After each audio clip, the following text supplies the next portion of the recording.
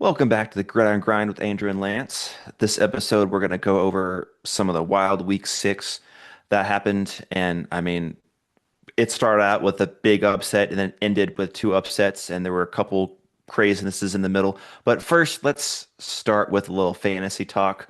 Um, so I started out the season in our 16 team league. That's the one we're really focusing on because it's the craziest, it's the most competitive. We're in a bunch of leagues, but we're in this one together. And I started out 0 and 3. Wasn't looking that great. I was like, man, I drafted these guys. They aren't turning out so far. I had to make some moves, made some trades, improved in some areas. I've won 3 in a row. I'm 3 and 3 now. Things are looking okay. Drake London had a crazy game last week on Monday night, and he almost had more. He almost had two touchdowns. He got like out of bounds on the one on his second one. He crushed it. Tyler Warren is the third best tight end in fantasy right now. I don't think anyone realizes that, but he's been phenomenal. I love that pick. Krosky Merritt is starting to take over the backfield for Washington. He didn't play. He didn't like do well fantasy wise, but he's getting a ton of touches. Quinshon Judkins, he had a bad game, but he's still the main guy there. My team's looking pretty good. Even with Nico Collins on a bye this week, my number one draft pick, I still pulled out. I eked out a victory. Now, luckily, my opponent, he did not start Rico Dowdle. Rico Dowdle's sitting there on his bench with 34 fantasy points.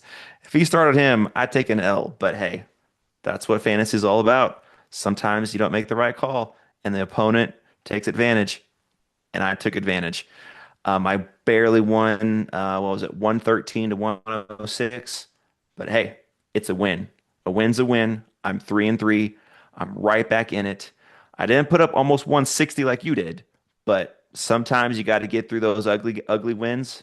I got an ugly win, and I will take it. It's all about getting the W, Andrew. It's all that matters. Hmm. So, yeah, I mean, it's interesting what's happening with football right now. The injuries have also been piling up. Uh, I have been Yes, I have been crazy lucky with injuries right now. Because kind of same. I missed out on Rico Dowdle, which was such a heartbreaking miss. But by the time I heard the news, he was Hmm. gone. But I got Michael Carter when the Trey Benson injury was announced for the Cardinals. He's been okay. He's not been amazing, but he's been okay. He had, well, actually, last week he had 18 points, which is pretty good. And then he had 8 points this last week for me. But Ashton Genty is picking it up. He's looked pretty good He consistently for is. the past 3 weeks, which is awesome. So that's helped me a ton. But dude, JSN, Mr. Njigba, just continues to roll like a train. 30 points this past Yeah, week. Unreal. yeah. And Um, with a Puka injury, he's probably the number one receiver right now. yep. And I picked him, baby. I'm super proud of that. He's looked Hmm. incredible. Really, really proud of how that's worked out. Goddard. So this is kind of funny, but Huge game. I heard that Brock Bowers was most likely going to be out. So I instantly put in Goddard and left Waller in and thought, well, if Bowers ends up starting, like I can always switch out Waller. And good thing I did because yeah, Hmm. 30 points. Great week to have a good week, Dallas. So thanks for helping me beat Tanner. I'm feeling extra happy, Andrew. The fact that I beat Tanner is just really making my day so good. Tanner is one of the biggest naysayers on the tush push and uh, likes to pick on my Eagles. So it was really nice to get the W over him. That was Yeah. very rewarding. Um, but so that was good. Rams defense absolutely ate this week. Um, Hmm. Great week by them. Foolishly kept Wandale Robinson on my bench. I thought about starting Wandale Robinson. I really did. Um, but the player I'm most excited about, and I don't know if I'm going to say his name right, is Kimani Vital. Is that his name? Close. Kamani Vidal. Vidal. Oh my goodness. But wow, he had a stellar week. And Hmm. yep, I saw that the Chargers injury stuff happened, and I was like, picking him up. Just going to take him right Yeah. now. Yeah, and I picked up the other guy, Hassan Haskins, and I was like, well, it's gonna be one of these two. We'll see who it is. Looks like it's Vidal.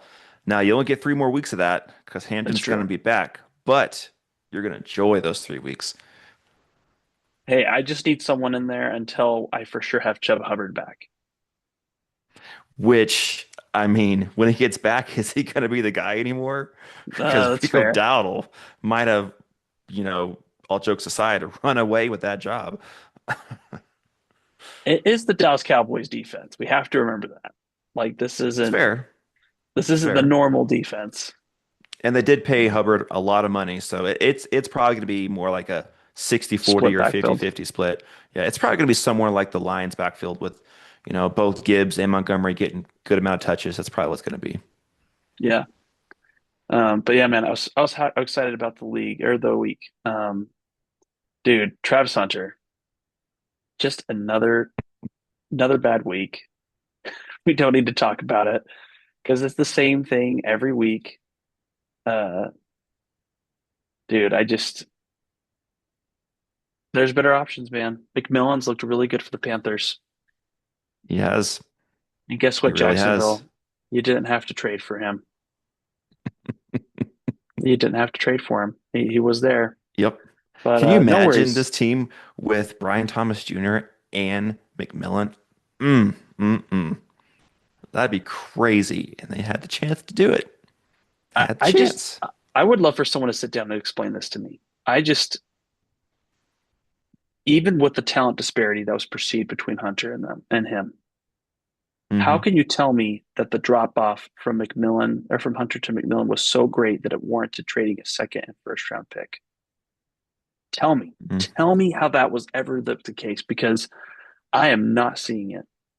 And I mean, to me, if I'm the Panthers, I'm elated. Thank you. Thank you for not only drafting the wrong guy, but also trading up and hurting your own value and making it easier for us to be Hmm. successful. Thank you for doing that. Thank you for trading up with the Browns to put them in a spot to get a defensive tackle that they really, really wanted. I, Hmm. it's malpractice, man. I know the Jaguars have looked pretty good this year, but that trade has just looked so awful. Like it makes me feel better about the Yep. Tanks Bigsby trade. So thanks for that, guys. And I got to give credit to the Browns. They made actually a good decision with accepting that trade. I mean, Yeah. who's going to say no to that trade? But still, they got some capital. They're going to have some options next offseason with two Hmm. first-round draft picks. One of them going to be like the top three probably. So, I mean, Dylan Gabriel, I don't know if he's it. He just threw like 52 passes. It was insane. He threw over 50 passes and he only completed like less than half of those. No touchdowns. They only put up 9 points when he threw 50 passes. You're going to put your anyway, putting your rookie quarterback throwing 50 passes his second game. That is just ridiculous. They put him in so much harm's way, but they're going to find out that he's probably not the guy. Shedeur Santos isn't the guy either. So they're probably going to be drafting another quarterback, top three next year. Which hey, they might get someone good. How long do you think they keep holding on to this experiment? Like as far as with the current coaching regime and how Man, long that's do tough they because Stefanski's a Stefanski good going to be coach. in He's there? won he's won 2 Coach of the Year awards, but I think his leash is getting shorter. Now, this wasn't his decision to draft these two quarterbacks, probably, especially not Shadur, but I think his leash is getting a little shorter and a little shorter. He's not gonna. I don't think he's gonna get fired this year, but next Really? year with all these draft picks, if things don't improve, next year probably is his last year. But I don't think it's this year because he's been given a bad hand, and the front office has to know that. He might get fired, but I Well, would be surprised if it's this year. I just want to make a correction. The owner gave him a bad hand. Fair. That's fair. Because I think the owner was the one that came in and really pushed to get Watson, and that's just absolute And probably wrecked their Shadur team. as well. Might be true. Yeah. Do you think Shadir's going to start? Eventually he will. I can almost guarantee it because the Browns are probably going to keep losing. Gabriel's not going to give the time to develop. If he develops, if he's given 2 years, he could be something. That's one thing, which little side around here. Teams give up on quarterbacks way too quickly. Look at Baker Mayfield. Look at Yeah. Sam Darnold. Look at Geno outside of this year. The teams just give up on him way too quickly. They're like, oh, it's been 1 year, 1.5 years. We got to bench him. Bye. We got to go somewhere else. It takes time to develop these guys. And I love Kevin O'Connell's viewpoint on this because he says that teams fail quarterbacks more than quarterbacks fail teams. And that's 100% true. They're not given a chance to succeed. They're not given good infrastructure around them. And teams cut ties way too soon. And now Baker is an MVP candidate that I bet the Browns wish they had on their team right now. And Sam Darnold's looking like a resurgent quarterback for the Seahawks that I bet the Jets are wishing they had on their team right now. That's all I'm saying. That actually leads me to something interesting too. I don't know if you saw this, but Diana Rossini, your favorite reporter, um, Oh boy. she came out with a report last week. This is actually pretty interesting. Um, Okay. but she sat down with Saquon Barkley when Saquon Barkley and Daniel Jones played together, and Daniel Jones, or excuse me, Barkley kept telling her that Jones was an amazing quarterback. Like he kept Hmm. highlighting how good he's looked and how great of a passer he is, and that he just needs the right setup to succeed. And that's interesting. I did not know that Saquon Barkley went to pound that hard for or to campaign that hard for Jones, but I'm starting to wonder now. I don't know. Hmm. I'm not saying I'm all in on Daniel Jones right now in Indianapolis, but Right. he has looked pretty good. He has. And it could also be another example of team gave up on the quarterback too soon. I mean, it's Yeah. possible. That's why Minnesota is not going to give up on McCarthy. People are saying, "Oh, he's a bust." Calm down. He's played like 1.5 games healthy. He got hurt like basically in the third quarter of that Falcons game, and he had one practice that whole week. Just be patient. It takes time for these guys. He's gonna be okay. Yeah. Well, I mean, if you're the Vikings, I feel like you have to look at this as a rebuild year. Not like a rebuild year, but a reboot year. Like, like Hmm. you can't expect to be where you were last year with Darnold because Darnold's a more seasoned quarterback. So you have to be willing to ride with the bumps and bruises in order to get For to where you sure. want to later. So, Hmm. yeah, I think there's too much panic right now about McCarthy, and Absolutely. I Like, and there's so many people everything's like been playing out. Colin Coward who's running victory laps now saying, "I told you so." I'm thinking, okay, take your win right now because you're going to eat that L in like a year and a half whenever McCarthy's throwing like 40 touchdowns and you got to talk about him on your show. Yeah. It is interesting though. It is the year of the quarterback rejects. You Yeah. think about Darnold, you think about Jones, you think about Mayfield, um, and they're Hmm. all having good moments right now. Like I did not see two of those happening the way they did. So, um, Right. granted, it is week 6. There is still time for a slump and for things to fall For apart. sure. But For sure. yeah, it's interesting. Uh, one of the games that I want to dive into um, is that Chiefs Lions game. Hmm. So I came away more impressed with the Chiefs than I was like, oh, are the Lions like actual frauds now? The Lions didn't look good. They only put up 17, which is really bad for the Lions. But they had a couple things where there was a drop pass by St. Brown, which would have been first down, continue to drive. Lions might have scored there. So they were just a little bit off. It wasn't like wasn't running on all cylinders that game. Hmm. They'll be better. They're still a really good team, which hurts me to say. But I don't think they're the best team in football. Like for some reason, people still say they are. I'm confused with that because even when they're healthy, their defense is fine, but not great. And I'm still not a believer of Jared Goff in the big game moments when you Yeah. need your quarterback to win the game. I don't think that's him. He kind of showed it against the Chiefs when they needed him to make some plays. He couldn't escape the pocket, got sacked, or threw a bad pass. He's a good quarterback, but I don't think he is like one you win because of. I think it's one you win with.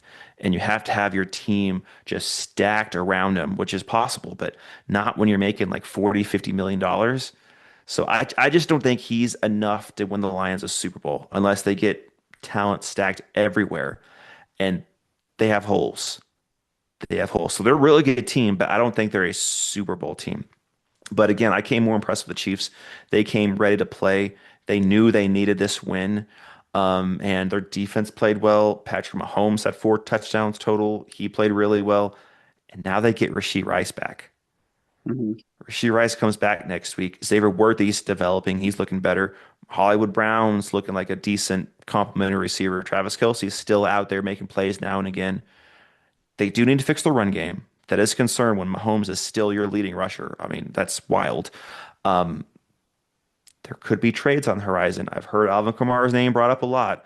If the Chiefs get Alvin Kamara, people better watch out and be scared because that's really the only thing they're missing is a run game. And Pacheco's nice player. He can break tackles and he runs like aggressively, but he just doesn't see the hole well sometimes. And sometimes he's just too aggressive instead of being patient. And he's not a great pass catcher either. They got Kamara. It's a different story. So I was more impressed with the Chiefs in that game. They look good. That was one of the ones that we both got wrong. And then the Monday night games, that was wild. I mean, the Bills, I don't want to say they're looking fraudulent, but there are concerns. That defense is not good, and Josh Allen needs a wide receiver one. He just needs one. He's got a bunch of wide receiver threes on that team right now, and without Kincaid, it really showed. No one got open. He couldn't get the ball out to anybody. He had 2 interceptions. One was tipped, but he had 2 interceptions this game. The run game's good. James Cook is really good. Josh Allen runs the ball really well as well, but they need an alpha receiver, and I don't think there's any available. I'm not saying I have a red alert for the Bills, but I don't think that they're going to make it to the Super Bowl this year without an alpha receiver. Maybe Keon Coleman develops into that. It's possible. I have my doubts on that because he's not really done that yet. Hmm. That just concerns me. They're going to be a good playoff team. They're going to fight. They're going to be tough to beat. Josh Allen's amazing. But without an alpha receiver, I don't think they're making it to the Super Bowl. Yeah, I mean, I think that that's all fair. Um, we kind of talked about the Buccaneers in the last episode that we recorded. I'm just looking through here to see. We got to talk about the Panthers game, man. We have to talk I was thinking about about and that too. Yeah. got to give respect to the Panthers. Yeah, And absolutely. I just want to touch on this as far as from this game. I know this was the Rico Dowdle game, but I'm kind of getting annoyed by how much disrespect Bryce Young's getting right now. Um, like it's time. It's time to start saying that he's part of the reason why they're winning. He might not be Hmm. the reason, but he's doing his role. I mean, 3 touchdowns, 199 yards. Like that's a pretty efficient day. He's putting the team in winning position. He's not Dak Prescott, but like Dak Prescott's also like way older than Bryce Young. So he should be way more seasoned and Hmm. polished. Um, but I think the reason why Dowdle was able to be as successful as he was is that complementary football between Young Hmm. and Dowdle to be able to chip down. Um, and McMillan, by the way, shout out 2 touchdowns. Like maybe not Yeah, many receptions or yards, but coming up clutch in the moments you need them, that's what matters. absolutely. Hmm. His first 2 tutties So of the year. yeah, so I'm really wondering, man. Like the Panthers are 3-3. This might be the best they've felt as a team in forever. Yeah. Yeah, they Uh, went from probably getting a high pick and being sellers at the trade deadline to thinking, hey, we have some guys here. Let's keep these guys together, draft well next year, and see what we got next year. Because I mean, if they're being real, this isn't their year this year, but they're mhm. showing signs of potential for coming years for sure. Agreed. Yeah. Um, I did also want to mention the Jaguars and Seattle Seahawks game. Shout out to Trevor Lawrence. Yeah. He actually had a better day. A crap Hmm. ton of passing attempts. I mean, 42 is a lot. So it's a little more than I would have Hmm. liked to see, and it does look like they just could not get their running game going. Um, Yeah. so, but definitely a good day by Darnold as well. The part I think that Yeah. probably curious to see what happens here is that Trevor Lawrence, so you know, the Jags giving up 7 sacks. Um, curious to see if that's going to be a problem that Hmm. continues to show up. The Seahawks have a great defense. I mean, it's like playing the Broncos They in the do. AFC. Great They defense. do. The Seahawks are one of those teams that they're on your schedule. You're like, oh crap, we got a game coming, and they are a good team. They're one of the Mhm. surprises in the offseason. We're thinking, what are they doing on offense? Because they have Jason, who's awesome, but they signed Cooper Kupp, and they didn't draft any receiver, and we're like, what? And I mean, give them credit. It's been working so far. Cooper Kupp hasn't really been, but everything else has. So, Well, that's the question I have right now for the Seahawks is if Njigba gets shut down, which someday he will. He cannot continue to have this great of a performance every single week. hmm That is just unrealistic. Who's going to take over? The person I'm actually most impressed by on this team is Torrey Horton. He didn't have a great week I this was week. thinking of that. Yeah, he's up and coming. Yeah, I think he's going to supplant Cup here soon. I really I do, as wouldn't far as in disagree with terms that of at all. I just I've not been impressed by Cup in limited action. Hmm. I know he's got a couple of games where he's looked okay, like particularly that Steelers game. But you take away that Steelers game, he's averaging like 40 yards a game. Um, Hmm. so is that really going to happen again? We'll see. I I just think that that's the big question I have for Seattle right now is if Jigba gets 700 yards. This dude has 700 yards. That is so good. Um, can you Yep. believe this guy was the 20th pick in the draft in 2023? hmm He came right before Minnesota drafted. Minnesota drafted Addison at 21, I believe. Oh man, if you guys got Njigba, that would be amazing. Your 1-2 punch between him and Jefferson would be outstanding. Hey, the only issue with Addison I have is off the field. On the field, he's not in Jigba, but he is very close to that talent. He just can't show it because he's got Jefferson on the field with him. Addison is so good, a great route runner, and he doesn't drop any passes, aggressive with the ball. He is good. He's not Jason, but he's like if Jason's an A plus, Addison's like an A minus. Yeah, and I'm not saying that Addison can't be a good receiver. I think more it's just the off the field stuff. Like that's really That's a big thing. Yep, that's a yeah, big thing. yeah. Any other games you want to touch from last week, Andrew? Um, Not really. We have different eyes on the Raiders Titans game. I just picked the Titans because Geno Smith was throwing too many picks. Raiders should have won that game, and they did. So that should have happened, but I picked the Titans because I just can't pick Geno when he's throwing 3 picks a game. And to his credit, he only threw one this game. So they eked out a win there. Um, Everything else is pretty much understandable. Other than, is Kyler Murray's job in question now? Because Jacob Brissett looked good. He looked good. This This offense was is humming, and that's without Marvin Harrison Jr. for most of the game because he was out with a concussion. this is the typical Jacoby Brissett effect. He starts one game, he falsely gets you to believe That's that he's going to fair. be better than he is, and then he comes back That's down. fair. So I would caution against thinking he's the guy. I do understand though, like But Kyler Murray's not the guy either, which it's weird though because like the talent has never been the problem in my head. Like when I watch him play, right? he's very talented, but it is weird. It is. But is this another example though of giving up too soon? I don't know. I don't Maybe think it so for is. him because he got his contract. He got his extension. He's been in the league like 5 years now, something like that. And he's just never shown leadership. That's what you need out of your quarterback. Like you said, he's got all the talent in the world, great talent, but his decision making's in question sometimes, and he's not a leader. And that's a Yeah, problem. it's interesting, man. I also shout out to Zay Jones. That's a guy we don't hear from very much. That's down there as in the Cardinals. He used to play for the Raiders. Hmm. He had a good day. 79 yards, five Yep. catches. Yep. Coming in Um, for Marvin Harrison Jr. when he got dinged up. Yep. and Jonathan Taylor, dude, he has just been outstanding for the Colts. Yeah. He's probably the offensive player of the year right now. That I think sounds well. And Jigba, I don't know. It's a race between those two. It's a race. Those two are like leading the pack right now. Yeah, but Jonathan Taylor has looked very good. He is taking Hmm. a lot of carries right now, which kind of concerns me. Because when he tends Fair. to have a high amount of carries, it seems to affect his dude, 115 carries. That's so many carries.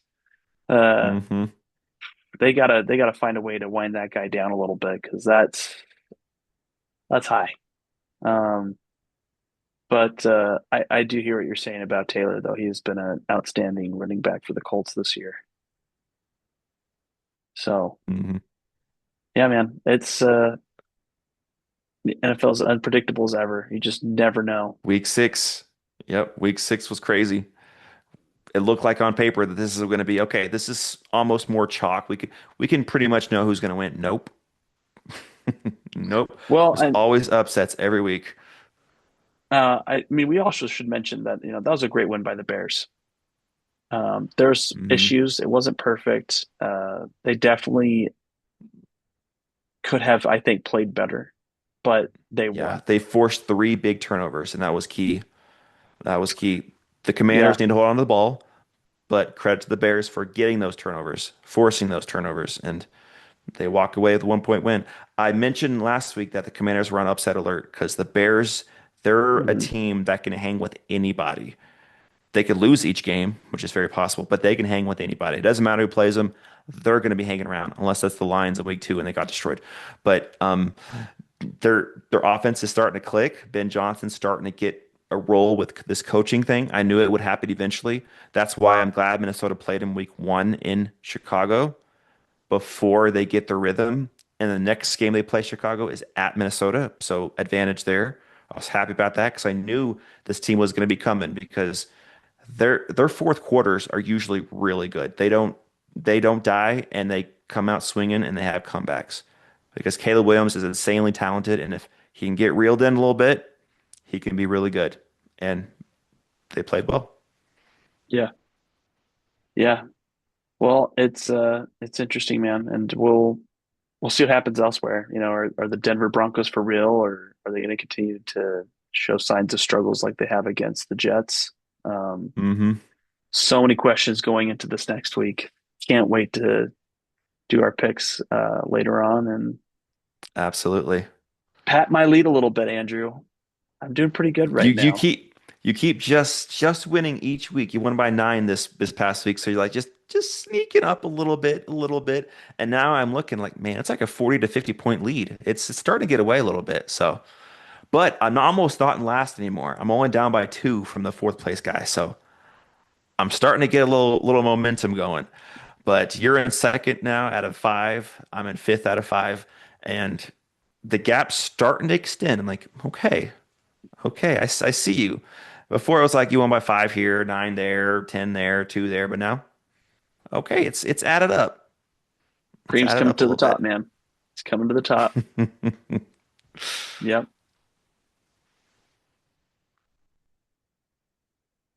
Well, that's all I had. Okay. That sounds good for me, man. This was fun. I can't wait to do our picks later this week and just going to continue to Hmm. pad on that lead.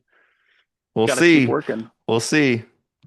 Because I think we're gonna have a very interesting pick when we do our picks with a certain 11 o'clock game because it hasn't changed yet of Eagles at Vikings. Dude, I'm so mad they didn't flex that to Sunday Night Football. Hmm. Hmm. Flipping Falcons have to win. So now everyone's going to think the 49ers Falcons matchup's actually going to be a fun matchup. Newsflash. We all know who I'm picking for this game, and I'm not happy about it. Uh, Well, we'll get on that next time. Thank you guys for yes. joining us on the Gridiron Grind with Andrew and Lance. Be sure to like, subscribe, comment, and we'll see you next time. See you, everybody.